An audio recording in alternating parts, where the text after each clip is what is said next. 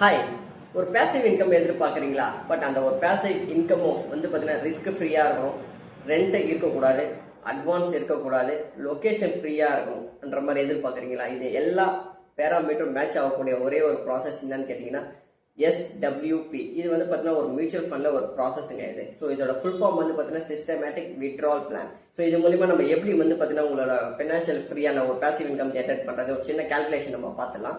For example நீங்க ஒரு 10,000 rupees நீங்க நெக்ஸ்ட் 15 இயர்ஸ்க்கு இன்வெஸ்ட்மெண்ட் பண்ணீங்கன்னா ஸோ உங்களோட கார்பஸ் அமௌண்ட் ஆட் ஆகிறது 16 lakhs ஆட் ஆகுங்க.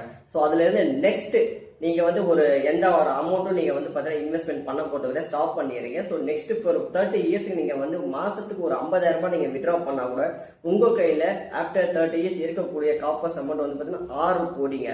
ஸோ இல்ல இதை விட கொஞ்சம் இன்க்ரீஸ் பண்ண முடியுமா? ஒரு 65,000 ரூபாய் நீங்க எடுத்தா கூட உங்களோட கேபிட்டல் லாஸ்டா பார்த்தீங்கன்னா ஆஃப்டர் 30 இயர்ஸ் 1 CR கண்டிப்பா உங்களோட போர்ட்போலியோ பார்த்தா உங்களுக்கு பேலன்ஸ்டா இருக்குங்க. ஸோ இந்த ஒரு கண்டென்ட்ன்றது உங்களுக்கு ரொம்ப யூஸ்ஃபுல்லா இருக்கும்னு நினைக்கிறேன். இருந்துச்சுன்னா இந்த வீடியோ லைக் பண்ணுங்க, இந்த சேனலை மறக்காம சப்ஸ்கிரைப் பண்ணுங்க. இதே மாதிரி ஒரு புது கண்டென்ட்டோட நான் உங்களை நெக்ஸ்ட் வீடியோல பார்க்குறேன். Until see you, bye bye.